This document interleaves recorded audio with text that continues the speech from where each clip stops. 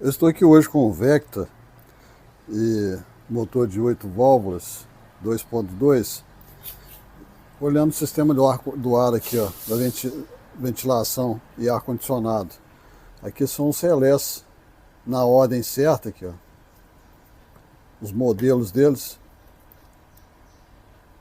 O verde, todos eles são os mesmos códigos, tá?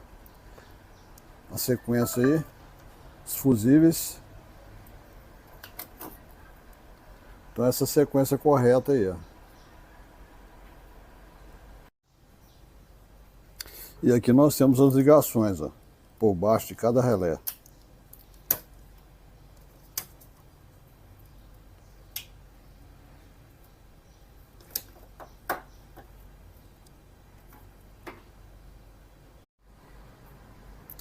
Eu estou aqui hoje